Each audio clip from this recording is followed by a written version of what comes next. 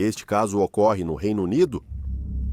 Na noite de 22 de junho de 1987, Wendy Nell, de 25 anos, passou a noite com seu namorado Ian. O casal era sério, mas ainda não morava junto. Quando a noite terminou, Ian a deixou em casa. Eles se beijaram, se despediram e Ian foi embora. Na manhã seguinte, Ian foi chamado por colegas de Wendy. Eles estavam preocupados porque Wendy não foi trabalhar e não conseguiam contato com ela. Ian foi imediatamente até a casa de Wendy, mas ao entrar, fez uma descoberta realmente perturbadora. Alguém entrou na casa de Wendy e a matou.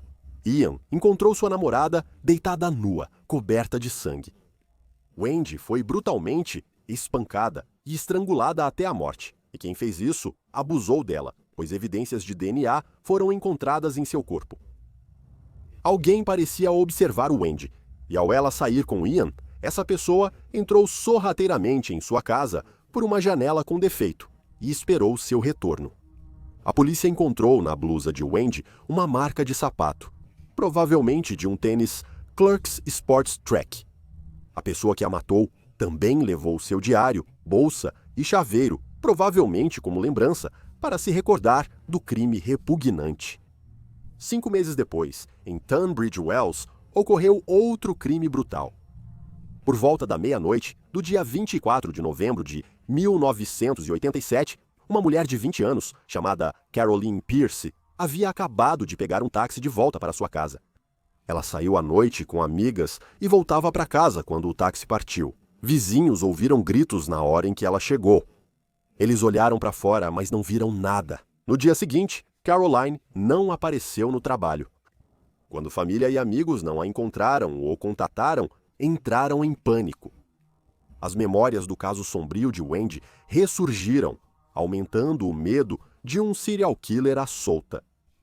O taxista foi interrogado, mas ficou claro que não teve envolvimento. Ele também disse que não viu ninguém suspeito rondando a área quando a deixou lá. Ele afirmou que não viu ninguém. 3 semanas após o desaparecimento de Caroline, em 15 de dezembro, um fazendeiro encontrou seu corpo decomposto em uma vala, indicando que estava lá há algum tempo.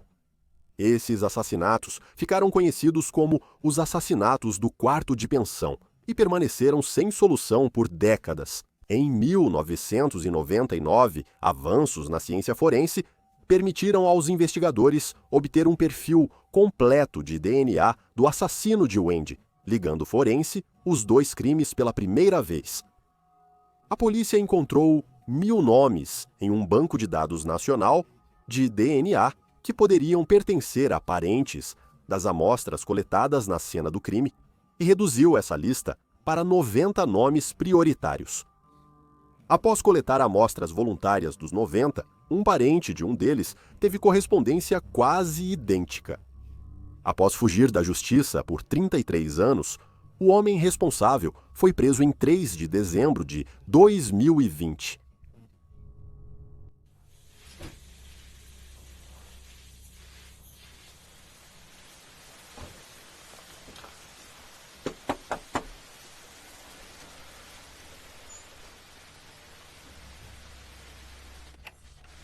Bom dia.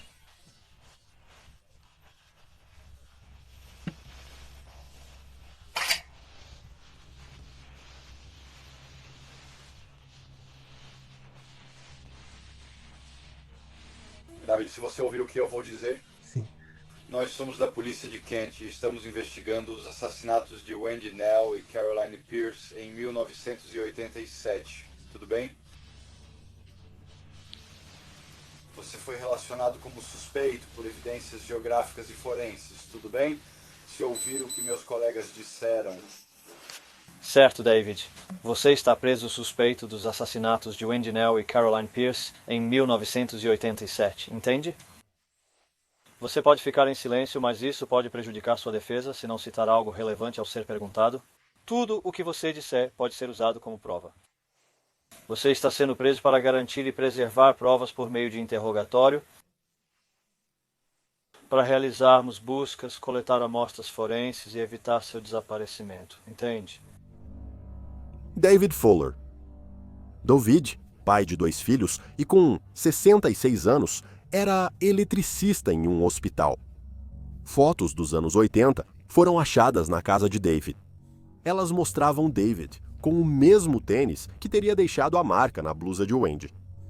Porém, em breve viriam à tona todos os horrores causados por esse homem. Os policiais não faziam ideia de quão depravado esse indivíduo realmente era. David foi interrogado e sua casa revistada. Tem umas coisas grudadas na parte de trás desse aí também. Eu tenho a gravação da câmera corporal literalmente enquanto acontecia. O que é isso? Na parte de trás da cômoda dele, parecem haver alguns discos rígidos ali. Mas eles estão presos atrás da cômoda. Ai, meu Deus!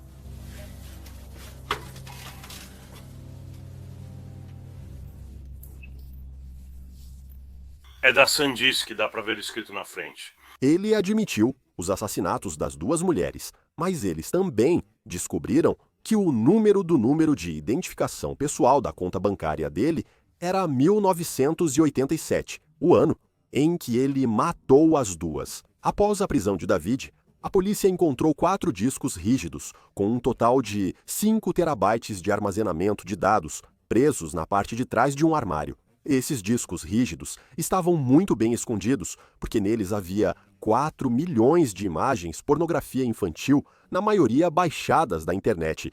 E eu sei o que você está pensando, e não é um erro. 4 milhões. Eles também encontraram 818 mil imagens e 504 vídeos de David se documentando tendo relações sexuais com 100 cadáveres. Alguns dos nomes nessas pastas estavam rotulados como Necrolord e o melhor até agora. Ele mantinha um diário secreto onde registrava seus crimes. Ele trabalhava para o Serviço Nacional de Saúde e usou seu cartão de acesso para entrar nos necrotérios do hospital.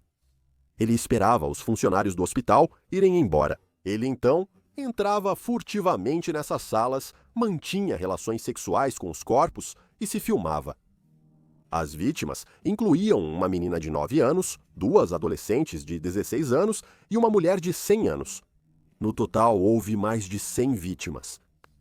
Depois que terminava, ele usava os registros do necrotério para anotar os detalhes das vítimas em seus próprios cadernos e depois procurava suas vítimas no Facebook. David foi preso e acusado de assassinato e violação de cadáveres. Era sempre à noite, David. Sempre era à noite.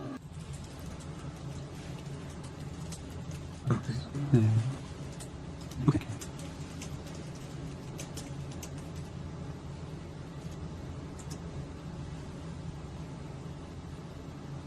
Você pode me dizer o que tem feito?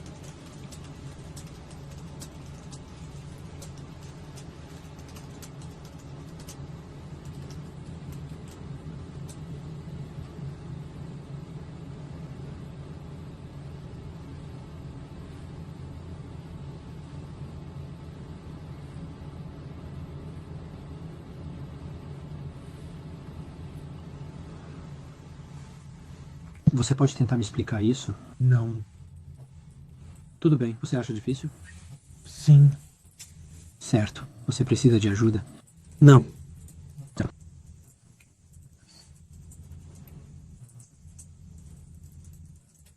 Nós sabemos disso. Quero admitir que estou assumindo as infrações, mas realmente não quero entrar em detalhes. Sim. Ok. Tudo bem? Eu agradeço, Richard. De quais infrações você está admitindo, David? Como você acabou de me descrever. Ok. Em termos da penetração de cadáveres? Sim. Bem. Você sabe quantas ocasiões, não sabe? Não. David, onde você guardou os discos rígidos? Você pode me ajudar dizendo para onde está indo?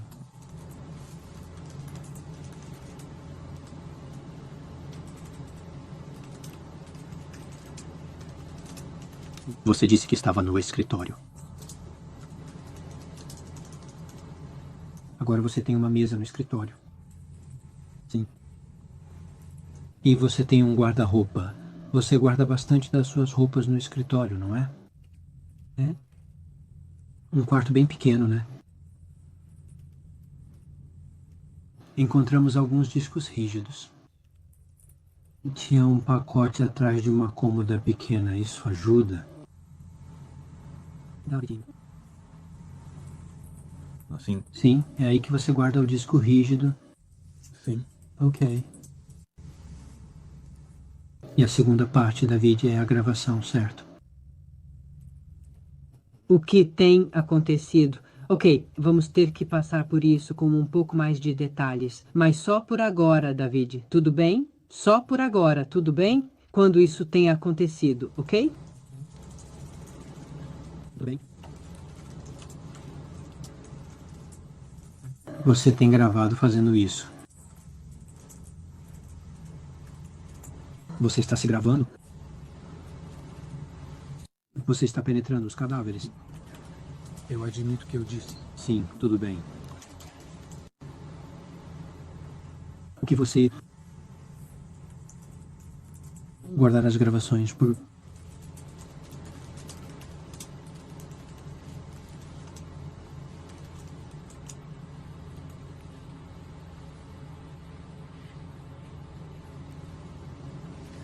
Eu não sei. Ok. Foi para mais prazer, Davi.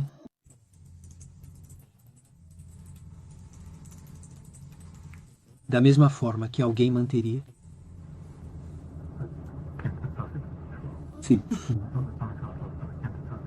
Algumas vezes, sim. Ok. Começou então. Então começou. Ok. E você disse algumas vezes. Quantas vezes você diria? Não muitas. Desculpe, não muitas. Não muitas. Não muitas. Ok. E em relação ao Hospital Kent e Sussex?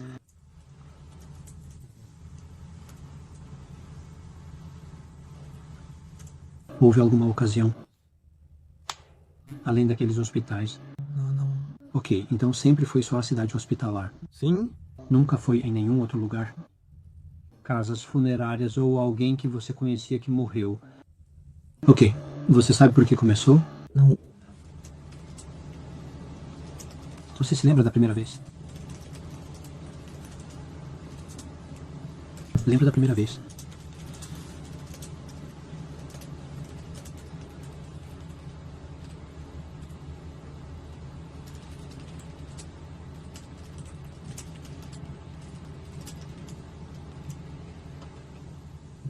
Não. Ok. Você registrou quem eles eram? Em algum detalhe?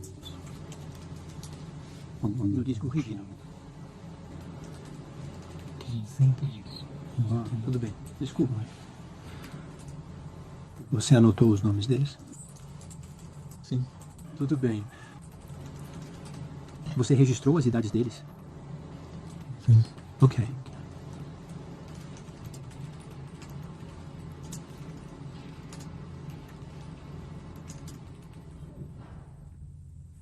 David, essa provavelmente era a pergunta mais difícil, tudo bem? Bem, a mais difícil para você. Vamos tentar. Se você se sentir à vontade para responder. Por que você gravou? O que estava acontecendo?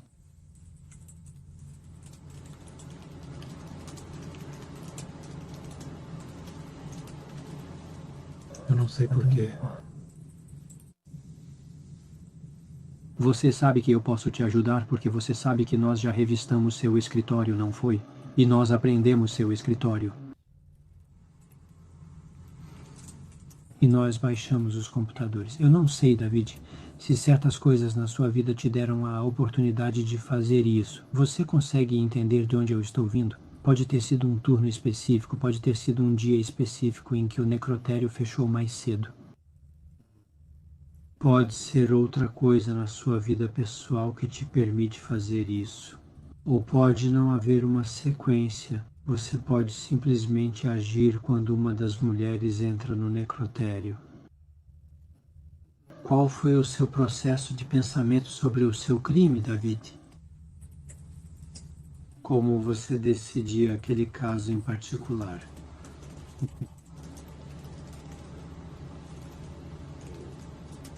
Que a infração aconteceria.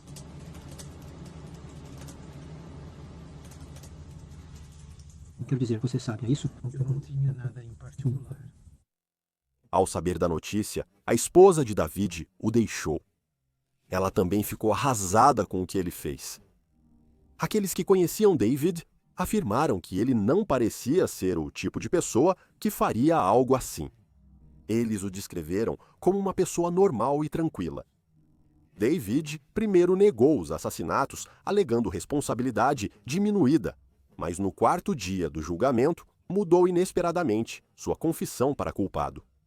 Ele confessou o assassinato de Caroline, Wendy e mais 51 infrações, incluindo 44 acusações ligadas a 78 vítimas em necrotérios entre 2008 e novembro de 2020. David foi condenado à prisão perpétua, sem possibilidade de liberdade condicional. A natureza sistemática da forma como você registrou seus crimes pode ser ilustrada por referência a um disco rígido portátil, exibição KH83. Esse continha 3 pastas: Necrolord, Registro e Mortal. Conteúdo parcialmente inacessível.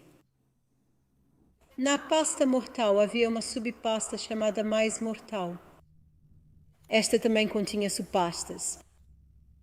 Uma das subpastas, chamada 00 Melhor até agora, continha mais 36 pastas.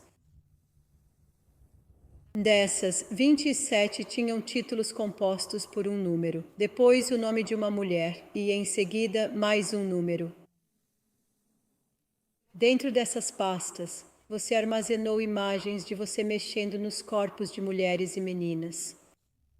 Foi analisando essas imagens, comparando as datas de criação e outros registros com os livros de registro do necrotério e outras evidências, que as identidades das 91 vítimas nomeadas foram descobertas.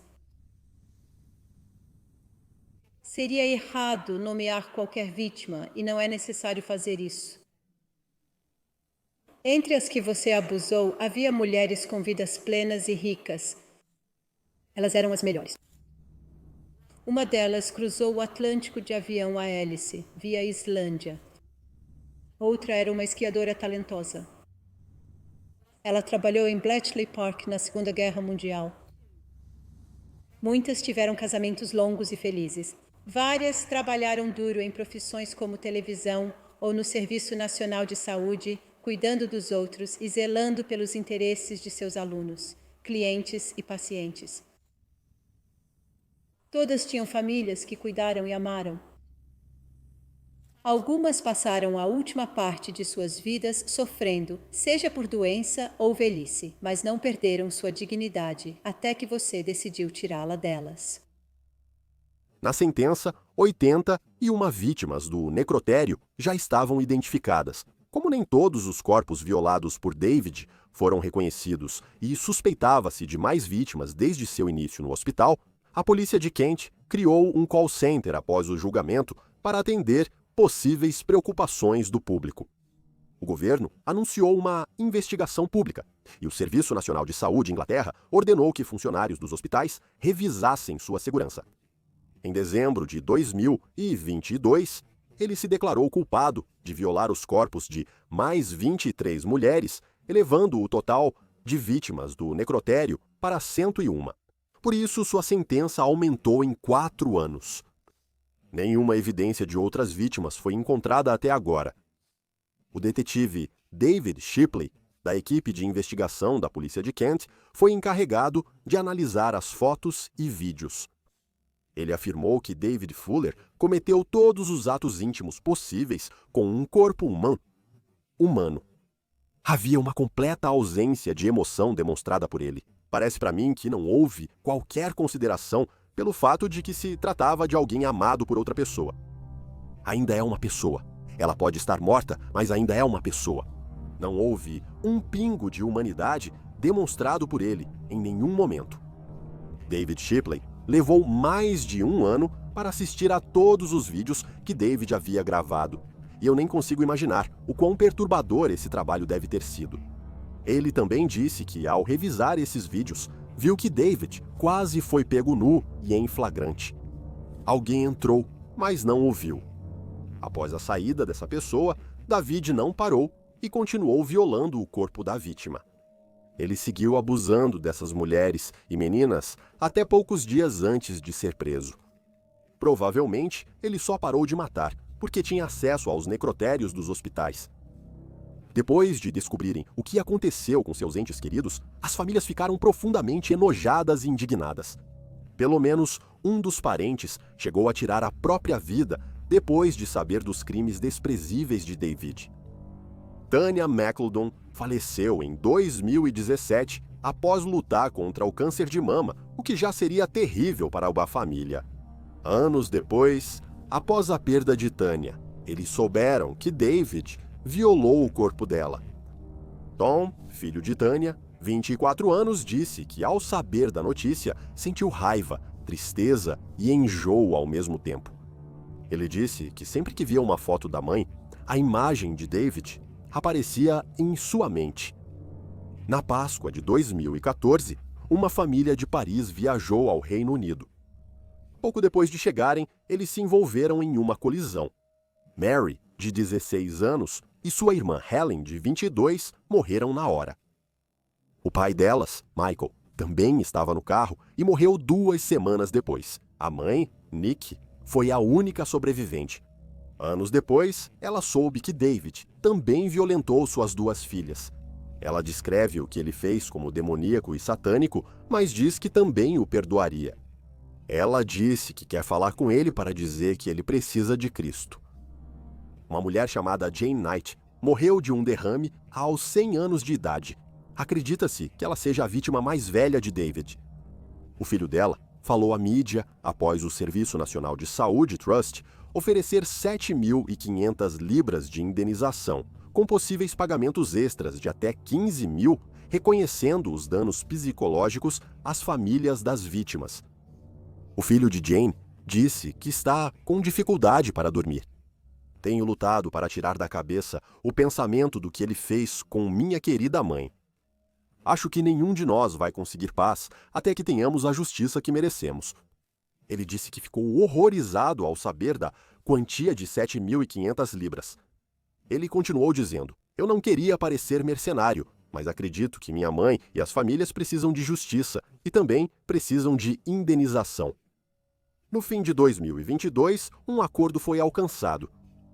Um advogado, que representa as famílias das vítimas, disse que o fundo concordou em implementar um esquema voluntário de indenização, mas eles não admitem que são legalmente responsáveis por pagar indenizações aos familiares próximos das vítimas falecidas de David Fuller.